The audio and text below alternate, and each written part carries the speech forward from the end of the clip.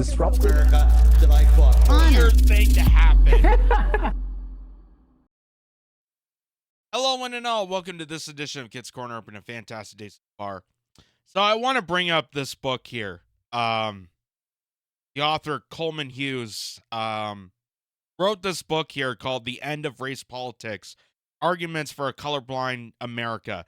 And the reason I want to bring this up is because it relates to the video I'm about to show you of this author writing this book about how kind of, I don't want to say left, but the liberal class, because they're not really lefties, they're just, you know, they're left when it feel like it's good, and then right when it personally affects them. But the liberal class uses, you know, racial tensions and race baiting and tries to use the identity surrogate card to play when it comes to politics. And we've seen this all throughout, you know, with Democrats. We've seen this throughout with the mainstream media. We see this, you know, with Hollywood, that instead of focusing on class issues, which is what we should be doing, is stopping this segregated society, this manufactured aggression towards one another, and focus along class lines. That is something that most historians and political movements always happen best when it comes to class lines. Even when it comes to worker strikes, you look at what happened with the Amazon strike in Staten Island. They worked with class lines. They worked with Republicans and Trump supporters and Democrats and Joe Biden supporters, and they all gathered together to effectively have a real worker strike that went against Amazon. And that is the biggest thing that we need to focus on. But we're losing touch with that because this manufactured push for focusing on identity politics was the ultimate distraction that the oligarchy, the establishment, puts upon people. And that's how we continue this segregation. So he wrote this book about it. And then he goes on to The View, which is the witches' covenant of daytime talk shows. I still can't believe they're on the air. But he goes on to The View, and The View, of course, has their best foot forward in a delightful conversation regarding this book. And instead of actually, you know, bothering to read the book and highlighting certain moments and actually engaging, eloquent conversation regarding the book, they're going to try and beat this guy down. Because The View is a perfect example of a manufactured distraction that's used to epitomize people. And just like as comedian Tim Dillon says about The View, you know, there's a lot of great smart people, smart female women out there, but none of them would go on this show for obvious reasons. There's a reason why these are hand-selected billionaires that are hosting the show and not a scientist, an author, a pediatrician, a school teacher, a construction worker. There's a reason why they're handcrafted to host a show like this. And watch what happens. The first question that I should ask you to do is explain to folks. So the first question I want to ask, and I'm sorry I'm pausing it there, is who does the style work for Whoopi Goldberg? Whoever does that hair, did they used to work for Star Wars? I'm just fascinated by her hair looking like something that came out of the Cantina bar. I think she looks like, I think she was the character that sat in the booth behind Han Solo in the scene where they meet up with Luke Skywalker. I could be wrong, but it does look like that. What you mean by this? Arguments for a colorblind America. What do you mean when you say that? So a lot of people equate colorblindness to I don't see race or to pretending not to see race. I think that's a big mistake. We all see race, right? And we're all capable of being racially biased, so we should all be self-aware to that possibility. My argument is not for that. My argument is that we should try our very best to treat people without regard to race, both in our personal lives and our public policy. Of course. And the reason I wrote this book, thank you. I'm clapping that.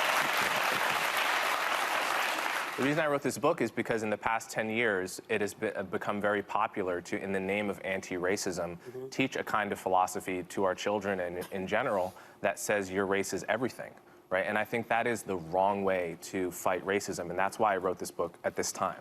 Can I? So he makes such a great point on that. And this is where a lot of people are against the critical race theory that they're trying to push into schools. It's not the fact that we're trying to acknowledge that, slavery existed, that racism is a thing. It's the fact that this is purely motivated in the name of trying to stop racism by creating this divide that makes people more racially insensitive than actually focusing on character. And that is one of the things that MLK used to stress about, is that we should be judging people based on their character and not their color of their skin. That is something that should be so prevalent to people, but we lose touch to that because they want to highlight the most of race baiting and try to use that as a scapegoat, as a distraction to keep people further divided. And this is something that the establishment plays upon people to manipulate and brainwash people instead of focusing on what really matters. And what this book is trying to address is that your race should not be the highest order. It should be the content of your character. We should be looking at people as people and not segregating based on, our color of our skin, our sexual orientation, our identity, our religion, our names, our values. We should not be segregating people like that. In fact, we should be embracing that and coming together to focus on common goals.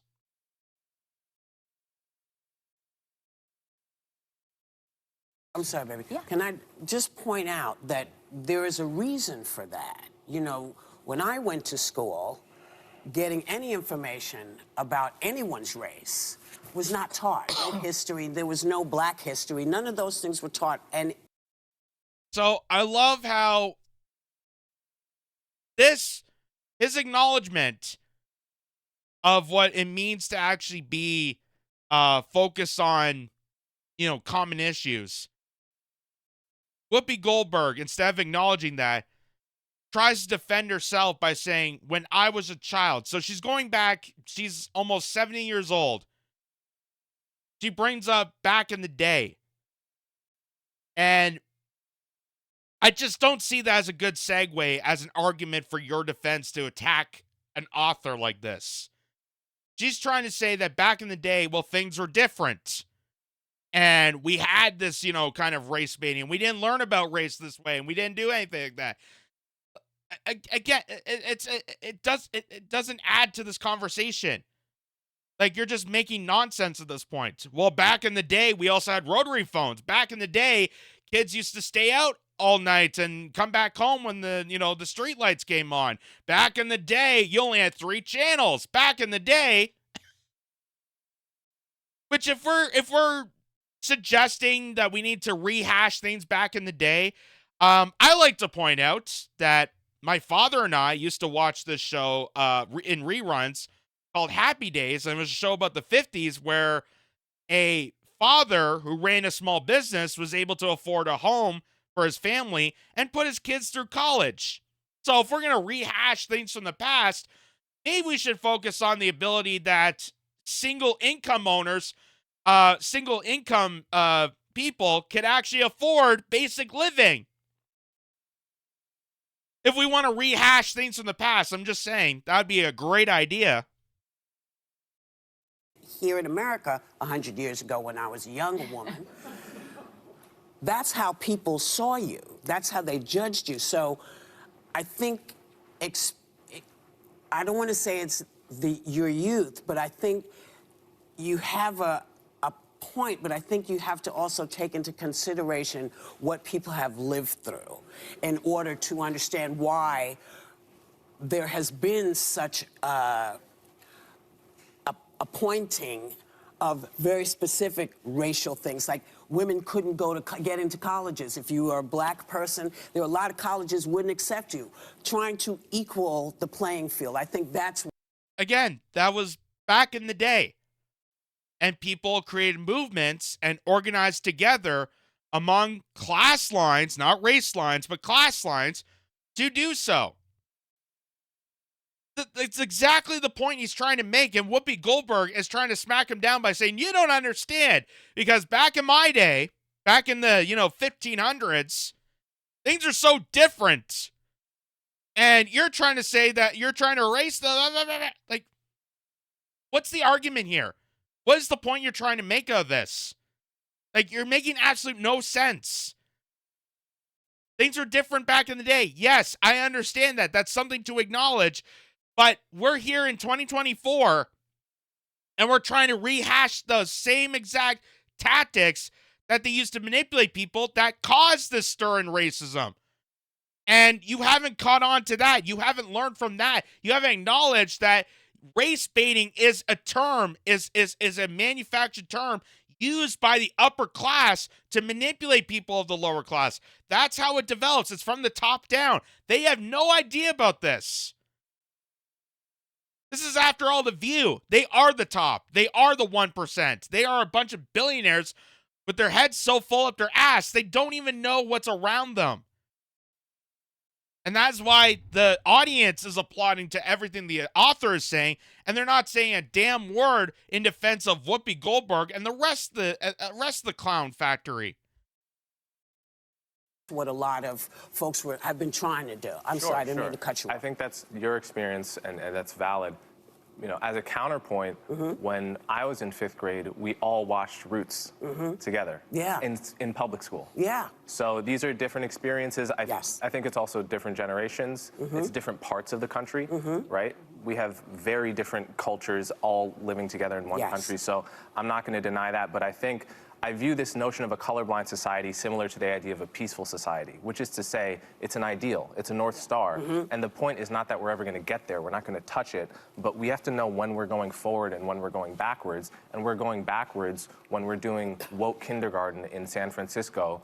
You didn't hear about this story? No, but wait, because I want to get to the part of the book. Yeah, You believe that public policies that address socioeconomic differences would be better at benefiting disadvantaged groups, and that race-based policies often hurt the very people they're trying to help. What are some examples of policies that would be better at reducing racial disparities? So my overall argument is that class, socioeconomics, is a better proxy for disadvantage. We all want to help the disadvantaged, and the question is, how do we identify them, right? The default right now in a lot of areas of policy is to use Black and Hispanic identity as a proxy for disadvantage. And my argument is that you actually get a better picture of who needs help by looking at socioeconomics and income. That picks out people in a more accurate way. That is something that MLK and Malcolm X used to preach about. That's the stuff that they don't teach you in school. They tell you everything about the civil rights. They tell you everything about them fighting for race equality, but they don't ever acknowledge the socioeconomic factors. And the reason for that is, surprise, surprise, is that the Democrats were also against Martin Luther King Jr. They were also against Malcolm X. The party that is so entrenched in race identity and supposed to incentivize the disenfranchised and the minority groups, they were against people like civil rights leaders like MLK Jr. and Malcolm X for those reasons, because they didn't just preach about civil rights. They didn't just preach about, segregation, about back and forth. They talked about socioeconomics. They talked about disenfranchised white workers as much as they did with black workers. They tried to connect the country by looking at the fact that all of us, the disenfranchised, is not a particular race. It's about economics. It's about stance. It's about class. And that's what they're trying to preach, is that this is a class war. It's not a race war. It's a class war. And that's exactly what this guy is saying here, is that, yes, we can acknowledge that there was a time where racism did exist, and there's parts of racism that still stand to this day, but it comes from class issues. it comes watering down from class systemic issues. Bringing racism to the top of the pillar is the distraction from what's actually causing the race baiting to begin with. And that's what he's trying to address here, and just goes way over their heads. Way over their heads. But I just want to fast forward here, because I just want to show, there's one clip here, part of this, that I just laugh at, because the whole point of talk shows, at least in my view, is when you're hosting a show, you're supposed to be a good interviewer. You're supposed to be the one that's effectively engaging with your guest, and you're supposed to acknowledge their statements. You're supposed to ask questions, and you're supposed to listen to what they're saying. But I find with The View, and this happens a lot, I don't generally watch this show for obvious reasons. I don't bother to even witness half of what they're saying, because they're just bumbling, narcissistic. But watch what happens when Joy Behar stumbles to be an effective interviewer. And this is why this show is just so terrible. It sets the bar so low to any other talk show that's out there. And this is why shows like Joe Rogan, who hosts a podcast in his own house, is doing way better successfully at performing interviews than anything that mainstream television does.